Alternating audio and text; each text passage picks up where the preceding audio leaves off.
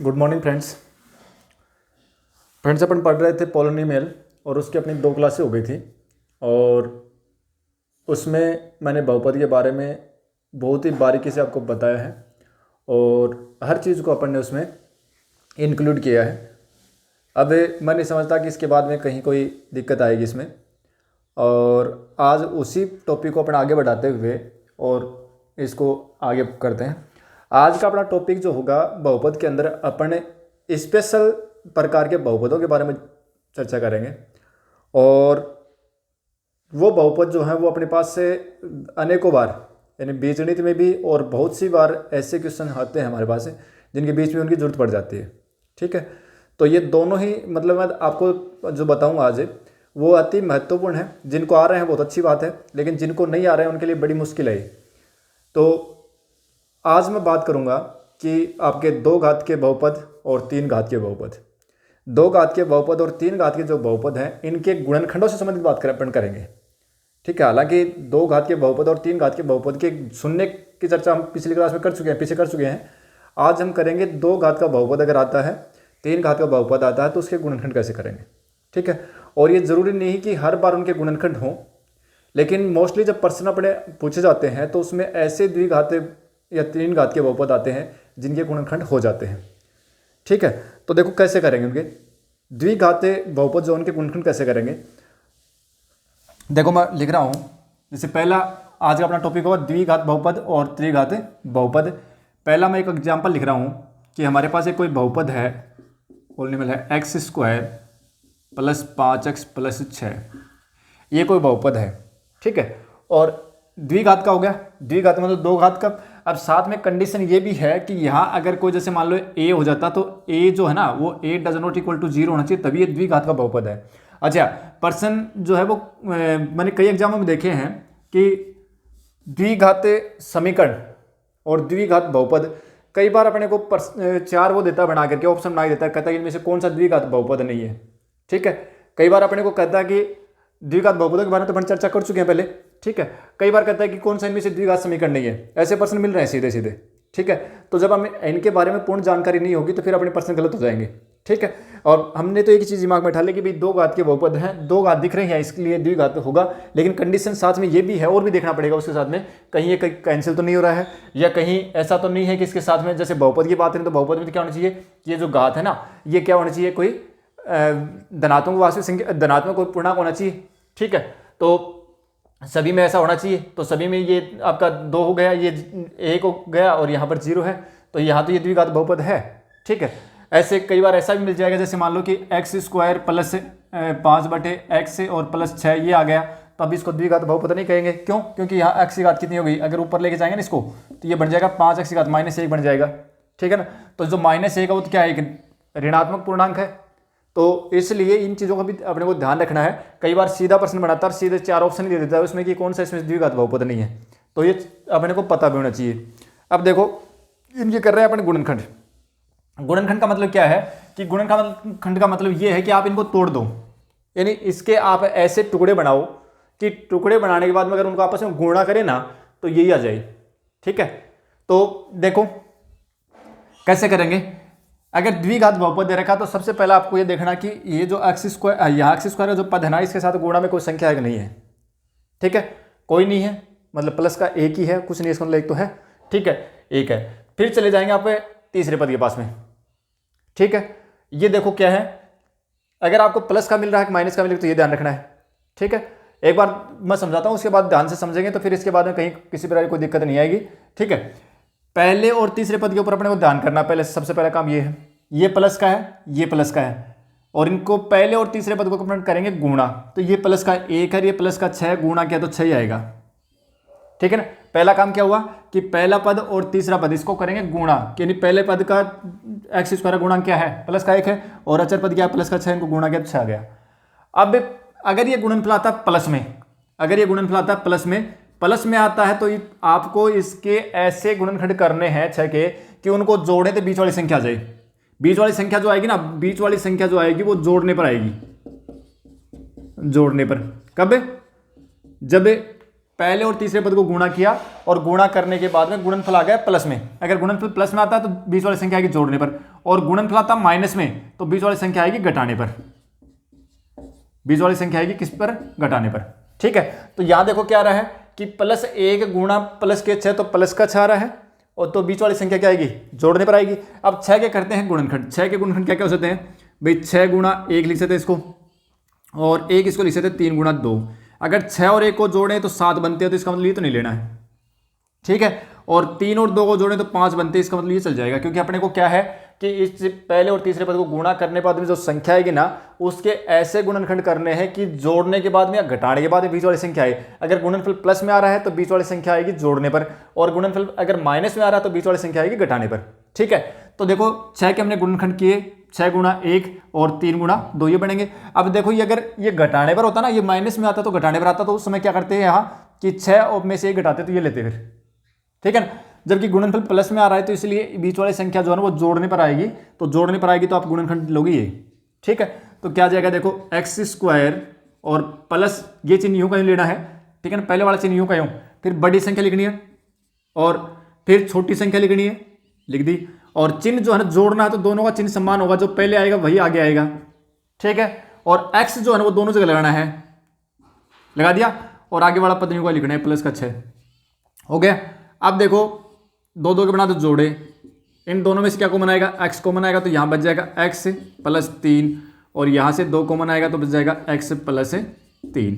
और देखना कॉमन लेने के बाद में फिर से अपने पास एक ऐसा गुणनखंड आएगा जो दोनों जगह कॉमन आएगा, और कॉमन ले लो तो ये बन गया x + 3 हमने कॉमन लिया, तो यहाँ तो बच गया x प्लस ये कितना बच गया? यहाँ तो बच गया x और प्लस ये बच गया 2, तो ये आ गया इस बहुपद का गुणनखंड ही आ गया। ठीक है, तो इस तरीके से। और देखो एक मैं बहुपद और लिख रहा हूं, और वो लिख रहा हूं है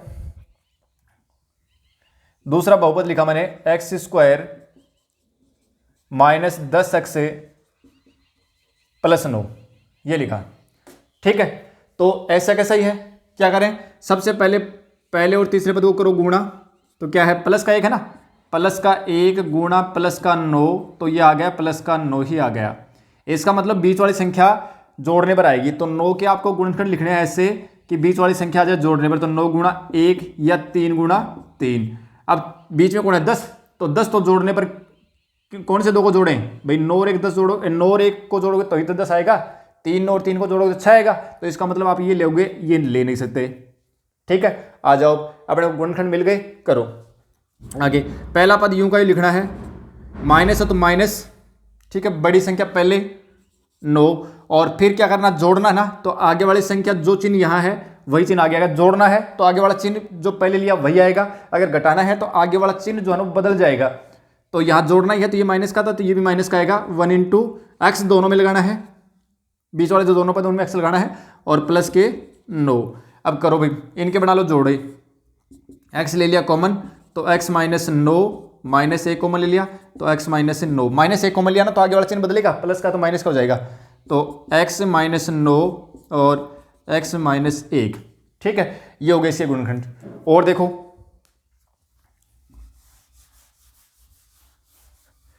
अगर अपने पास ये आ जाए, px दे दिया अपने को, कोई बहुपद दे दिया 3x² - 7x और -10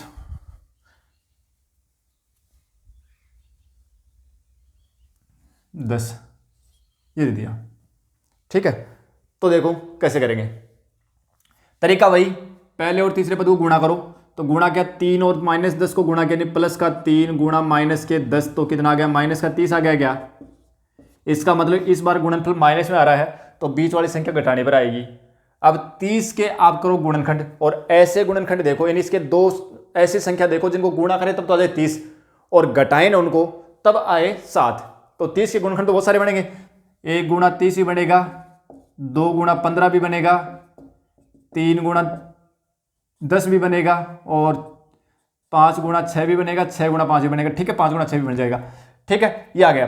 अब देखो इनको अगर आप इनको घटाते हो तो 29 आते हैं, तो इसका मतलब ये तो नहीं ले सकते। इन 2 को घटाते हो तो 13 आते हैं, तो ये भी नहीं ले सकते। और 10 में से 3 घटाओगे तो 7 आ जाएगा, तो इसका मतलब ये तो आ जाएगा। और 6 में से अगर 5 हटाओगे तो 1 बचेगा, तो ये भी नहीं ले सकते क्योंकि अपने को तो बीच वाली संख्या कितनी चाहिए, 7 चाहिए। ठीक है, तो देखो क्या आएगा, तो अपने के पास ये गुणनखंड लेना अपने को, तो 3x² और माइनस है तो माइनस, फिर बड़ी संख्या पहले x लगाना ही है, क्या करना है इस बार घटाना ना, तो घटाना तो आगे वाले जो संख्या उसका चिन्ह बदलना पड़ेगा, तो ये माइनस का तो आगे वाला लेना पड़ेगा अपने को प्लस का, और 3 और साथ में x लगाना ही है माइनस के 10, 2 के पेयर बना लो भैया, इसमें से x कॉमन लिया और तो कुछ कॉमन आ नहीं रहा है तो x ही कॉमन आएगा, तो ये तो बच गया 3x माइनस 10, और आगे से कुछ कॉमन आ रहा है क्या, कुछ नहीं कॉमन आ रहा, इसका मतलब 1 कॉमन आएगा। ठीक है, तो 3x से माइनस 10 यूँ बच गया। देखो ये जो कॉलम वाले जो पद है ना ये बराबर बनेगा, और अगर ये बराबर नहीं बन रहा है इसका मतलब हम गलत कर रहे हैं, तो ये बराबर बन रहा है तो फिर से अपन ये कॉमन ले लेंगे, तो 3x माइनस 10 और x प्लस 1, ये होगा इसका गुणनखंड। देखो ये पूरा एक व्यंजक था और इसको 2 व्यंजकों मैंने तोड़ दिया और दोनों को अगर गुणा करेंगे ना तो ये आएगा। ठीक है, यही होते हैं इनके गुणनखंड। ठीक है, और देखो एक और करते हैं उसके बाद में, देखो और मैं लिख रहा हूं कि कोई भी और लिख देते हैं कि 4x² और माइनस का 5 और माइनस प्लस का लिख देते हैं, चलो प्लस से 8x। ठीक है, ये कर दिया। देखो तरीका वही है कि पहले और तीसरे पद को गुणा करो, तो 4 गुणा -5, तो 4 गुणा -5 तो कितने हो गए, माइनस के 20 हो गए ना, इसका मतलब गुणनफल माइनस में आ रहा है तो बीच वाली संख्या घटाने पर आएगी। अब 20 की ऐसी 2 संख्या ढूंढो जिनको घटाने के उन गुणा करें तो 20 आ जाए और उनको घटाएं तो आ जाए 8, तो क्या होगा 20 गुणा 1, तो 1 में से 20 में से अगर 1 घटाओगे तो 19 बचेंगे, तो वो तो नहीं हो सकता। 2 गुणा 10 में से 2 घटाओगे तो 8 बच जाएगा, तो इसका मतलब ये आ सकता है। ठीक है, तो 4x², ठीक है, और फिर आ गया अपने पास 10x, क्योंकि हमने इसके गुणनखंड कितने लिए हैं, 10 गुणा 2 लिए है ना, तो बड़ी संख्या पहले 10x से, और फिर आगे वाला जो है ना वो घटाने पर आ रहा है ना, ये बीच वाली संख्या घटाने पर आ रही है ना, तो आगे वाला चिन्ह अपने को इसका विपरीत लेना पड़ेगा तभी घटेगा, तो ये प्लस का तो आगे ले लेते हैं माइनस का, और ये बन गया 2x माइनस 5। ठीक है, 2 के जोड़े बना लो, इनमें से कुछ कॉमन आ रहा है, एक तो 2 कॉमन आ रहा है, 4 और 10 में से 2 कॉमन ले सकते हैं, एक x कॉमन आ रहा है, तो ये बच गया अपने पास 2x और प्लस 5, यहाँ से -1 कॉमन आ जाएगा तो 2x से प्लस 5 ये बच गया, क्योंकि माइनस से 1 कॉमन लेंगे तो आगे वाला चिन्ह बदल जाएगा। अब 2x प्लस 5 फिर से कॉमन ले लिया तो ये बन गया 2x माइनस 1। ठीक है, ये हो गया इसका गुणनखंड। ठीक है, अब जरूरी नहीं है कि द्विघात बहुपद हो तो हर जगह उससे गुणनखंड हो, जैसे मान लो कि मैं ये लिख देता हूँ x² प्लस 4x प्लस 1। अब इसमें आपको पहले और तीसरे पद का जो गुणा करोगे तो ऐसी कोई संख्या नहीं, क्योंकि 1 और 1 को गुणा किया तो 1 ही बनाना, 1 गुणा 1 1 बना, और फिर 1 के गुणनखंड करो तो वो भी 1 गुणा 1 ही होगा। 1 और 1 को जोड़ो तो 2 बन सकते हैं, लेकिन 4 तो नहीं बन सकता ना। इसका मतलब ये जो बहुपद है ना, ये अब अपने को यूं कहीं छोड़ना पड़ेगा क्योंकि इसके गुणनखंड नहीं हो रहे हैं। ठीक है ना, तो जरूरी नहीं है कि हर जगह बहुपदीय गुणनखंड होंगे। ठीक है, ये बहुपदीय गुणनखंड अपने को मैंने यहाँ इसलिए बताया है क्योंकि एक एलसीएम और एचसीएफ पर टॉपिक भी है अपना, तो वहाँ पर उसको भी अपन पढ़ेंगे जब, तो ये चीज़ें अपने काम में आएंगी। ठीक है, तो कहने का मतलब ये है कि द्विघात बहुपद के लिए हमने क्या पढ़ा, द्विघात बहुपद के लिए हमने ये पढ़ा कि सबसे पहले हमें पहले और तीसरे पद के ऊपर जाना है, उनको गुणा करना है, गुणनफल माइनस में आ रहा है प्लस में आ रहा है, ये अपने को देखना है।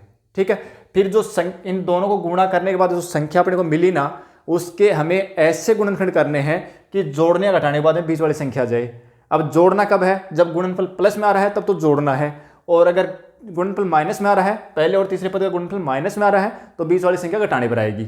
ठीक है, ये इतनी सी बात है, इसमें वो समझ लोगे तो फिर इसमें आसानी से हो जाएगा। अब ये चीज़ तो मैंने क्या है कि एकदम से तरीके बाद बताई है, तो ये थोड़ा सा टाइम लगा है। ठीक है, बाकी अगर ये चीज़ें आपके दिमाग में बैठ गई, 15-10% इस पर प्रैक्टिस के तौर पर अगर कर लोगे तो उसके बाद में इसके गुणनखंड जो है वो सेकंडों में लिखेंगे। ठीक है, कोई ज़्यादा लंबा चौड़ा खेल इसमें होगा नहीं। अगर ये देखो यहाँ जो गुणा में संख्या अगर कोई आ जाएगी ना, तब थोड़ा सा टाइम लग सकता है, मतलब तब अपने को ये विधि अपनानी पड़ सकती है, नहीं तो सीधा भी लिख देंगे। ठीक है, तो देखो अब चलते हैं अपन, ये द्विघात 2 घातीय मैंने करवाए हैं, 4-5 क्वेश्चन मैंने करवा दिए हैं, अब 3 घातीय करते हैं। और ये गुणनखंड जो है वो अपन पर्सनों के बीच में जब प्रश्नों को जो पढ़ेंगे तो उनके बीच में काम आएंगे। और जैसे एलसीएम और ऐसे भी आएगा अपना, तो उसमें अपने पास ये आएंगे। फिर द्विघात समीकरण जब पढ़ेंगे तो द्विघात समीकरणों के अंदर भी हम x का जब मान निकालेंगे तो ये विधि काम में लेंगे, इसको गुणनखंड विधि बोलते हैं, ठीक है, ये विधि काम में लेंगे। तो अब लेते हैं अपने 3 घातीय बहुपदों को। अब देखिए आगे 3 घातीय बहुपदों के लिए, और मैं कुछ वो लिख रहा हूँ एग्जाम्पल, और ये बहुत ही ध्यान से समझना अपने को। देखो अपना एग्जाम्पल एक ये है कि कोई बहुपद अपने पास px बराबर x की घात 3 और माइनस 6x² और प्लस के 11x माइनस 6 ये है, और इसके अपने को करने हैं गुणनखंड। अब देखो 2 घात वाले बहुपदों के लिए तो हमने देख लिया, 2 घात वाले बहुपदों के लिए तो हमने देख लिया कि भाई पहले और तीसरे पद को गुणा करो, और गुणा करने के बाद में जो संख्या आती है उसके ऐसे टुकड़े गुणनखंड करो कि उनको जोड़ें या घटाएं तो बीच वाली संख्या आ जाए, ठीक है ना। अब जोड़ना कब है, जब वो गुणनफल प्लस में आए तो जोड़ने वाले लेना है, और घटाना कब है, जब वो गुणनफल माइनस में आए तो घटाने वाले काम में लेना है, ठीक है। लेकिन अगर ऐसा नहीं हो, मतलब अगर ऐसा नहीं होता है तो फिर वो उसके गुणनखंड नहीं होंगे द्विघात बहुपद के लिए। लेकिन 3 घात के बहुपद के लिए कैसे करेंगे, तो 3 घात के बहुपद के लिए सबसे पहले अपन क्या करेंगे, इसका एक गुणनखंड ढूंढना पड़ेगा अपने को। और वो ढूंढने के लिए अपन क्या करेंगे कि इसमें x की वैल्यू पुट करके देखेंगे, x बराबर 1 माइनस 1 2 माइनस 2 3 माइनस 3 जब तक रखे जाएंगे जब तक इसका मान 0 नहीं हो जाए, ठीक है। तो जैसे मान लो कि मैं इसमें x बराबर 1 रखता हूं, तो देखो x बराबर 1 रखता हूं ना, तो x बराबर 1 रखा तो मेरे पास क्या है, देखो 1 की घात 3 मतलब 1, और 1 की घात 2 1 को माइनस 6 से गुणा किया तो माइनस का 6, 1 रखा, 1 को 11 से गुणा किया तो प्लस का 11 आ गया, और माइनस का 6। देखो 1 प्लस के 11 तो प्लस के 12 हो गए, और माइनस के 12 0। इसका मतलब x बराबर 1 रखते ही ना इस व्यंजक का मान 0 हो गया, तो इसका मतलब ये हुआ कि x माइनस 1, अगर x बराबर 1 रखा ना तो x माइनस 1 जो है ना वो इसका एक गुणनखंड होगा, ठीक है ना। तो पहला गुणनखंड अपने को मिल गया ना, तो x माइनस 1 इसका एक गुणनखंड हो गया। अब अपने को 2 ढूंढने हैं, ठीक है ना। तो हो सकता है इसके 2 गुणनखंड बने, हो सकता है कि 3 बन जाए, ठीक है ना। तो पहले एक तो मिल गया अपने को, बाकी अगला गुणनखंड और देखेंगे अब क्या आएगा। तो उसके लिए अपन क्या करेंगे, देखो मैं तरीका बता रहा हूं और दिमाग में बिठा लेना इसको। आपको क्या करना है, x माइनस 1 जो है ना उसको 3 बार लिखना है, लिख दिया। अब अपने को यहां पर ऐसी संख्या सेट करनी है कि उससे ये ऊपर वाला व्यंजक बनता चला जाए। तो देखो अगर यहां पर मैं कोई ऐसी संख्या रखूं कि उसको इससे गुणा करूं तो x की घात 3 बन जाए, तो मैं x² रख लेता हूं। x² रखते ही x की घात 3 बन गई ना, और फिर x² यहां पर गुणा किया तो ये तो बन गया x की घात 3, ठीक है। x² को माइनस 1 से गुणा किया तो माइनस का x² बन गया, ठीक है। तो माइनस का चाहिए अपने को कितना, माइनस का 6 चाहिए, आ कितना रहा है माइनस का 1, इसका मतलब माइनस के 5 और चाहिए, तो माइनस का 5 और x² चाहिए ना, तो x से करो गुणा, तो देखो क्या बन जाएगा, ये माइनस का 5x² और माइनस 5x को माइनस 1 से गुणा किया तो प्लस का माइनस माइनस गुणा हो गया, प्लस हो गया, प्लस का 5x आ गया, ठीक है। अब x के पद कितने चाहिए, x के साथ में गुणा में कितना रहा 11, मतलब 11x चाहिए, आ कितने रहे हैं 5x, इसका मतलब 6 और चाहिए ना, प्लस के हैं इसलिए 6 चाहिए, तो 6 और चाहिए तो प्लस से लगाओ और यहाँ 6 से गुणा कर दो तो बन गया क्या 6x, और फिर माइनस का 6। देखो ये जो हमने x² माइनस 5x और प्लस 6 से फिट किए हैं कि अगर इनको हल करोगे ना तो ये जो ये पद आता है इनको हल करने के बाद में, और ये वही है ऊपर वाला ही, ठीक है। अब इसको मिटा दो, मिटा दिया। अब देखो x माइनस 1 जो वो तीनों जगह है उसको ले लो कॉमन, अब बच गए यहां पर x² माइनस का 5x और प्लस का 6। अब वही आ गया आपका द्विघात बहुपद, द्विघात बहुपद आ गया, क्योंकि ये तो चलता रहेगा साथ में, इसके गुणनखंड और करो। और इसका तरीका क्या था कि पहले और तीसरे पद को गुणा करो, तो 1 गुणा 6 प्लस का 6 आ रहा है। अब 6 के ऐसे गुणनखंड करो कि जोड़ने के बाद में 5 आए, तो 6 के गुणनखंड क्या होंगे, 6 के 2 ही होते हैं, 6 गुणा 1 होता है, तो 1 होता है 3 गुणा 2, ठीक है। तो 6 जोड़ेंगे तो जाएंगे 7, तो 3 और 2 जोड़ेंगे तो 5 हो जाएंगे, तो इसका ये लेना पड़ेगा अपने को, तो x² फिर माइनस 3x जोड़ना है तो चिन्ह समान लेना पड़ेगा, आगे वाला भी माइनस का लेना पड़ेगा, और प्लस का 6 है ही, x माइनस 1। अब देखो इन दो के जोड़े बनाओ, x ले लिया कॉमन तो x माइनस 3 माइनस 2 कॉमन ले लिया तो x माइनस 3, ठीक है। और x माइनस 1 फिर x माइनस 3 दोनों में कॉमन आ गया तो x माइनस 3 और x माइनस 2, तो ये आ गया अपना ये 3 घात का बहुपद था और इसके गुणनखंड किए तो अपने पास ये गुणनखंड आ गए। ठीक है ना। तो 3 घात का बहुपद है तो सबसे पहले हमने कोई एक गुणनखंड ढूंढना है। उसके लिए तरीका ये होगा कि आप x बराबर 1 -1 2 -2 3 -3 ये रखें, एक गुणनखंड मिलेगा। उसके बाद में अपन शेष गुणनखंड निकालेंगे। पहले अपने को एक ढूंढना पड़ेगा। ठीक है। और देखते हैं, देखो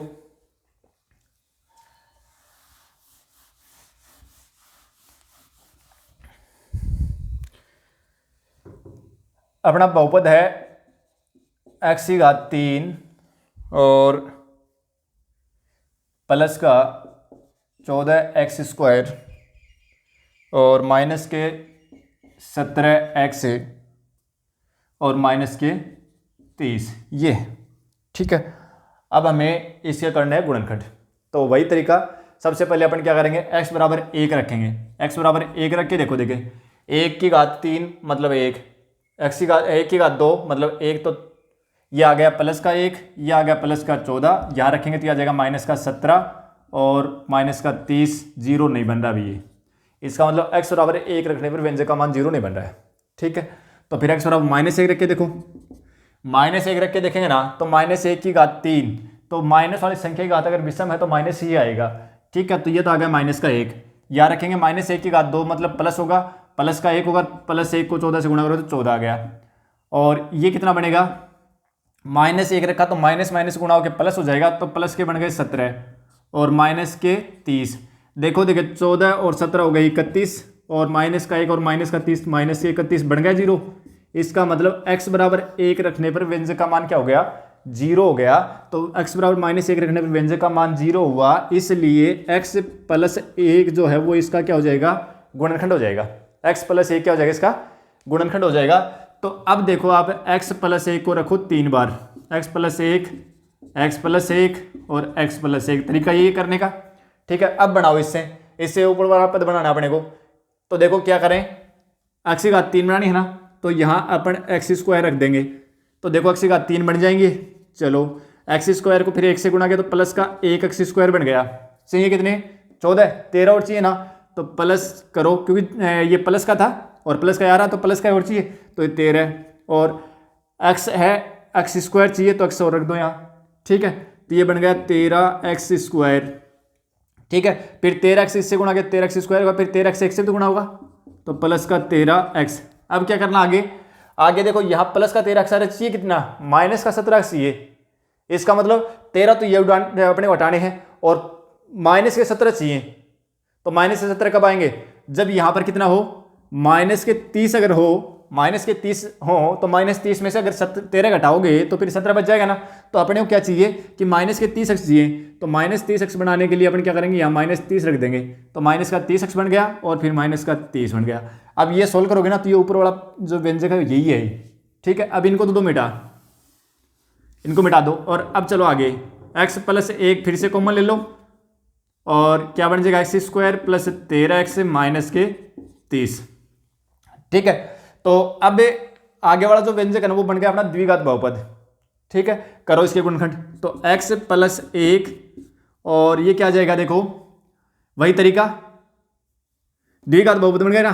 क्या तरीका, पहले और तीसरे पद को गुणा के तो 1 को -30 से गुणा के तो माइनस के 30 आ गए। अब -30 आए हैं, इसका मतलब 20 वाली संख्या घटाने पर आएगी।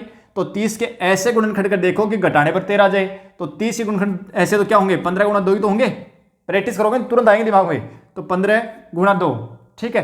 तो ये हो गया x², फिर प्लस का है तो प्लस बड़ी संख्या पहले लिखनी है, 15x घटाना है तो चिन्ह विपरीत लो, प्लस का तो माइनस लो 2x और फिर माइनस के 30। ठीक है।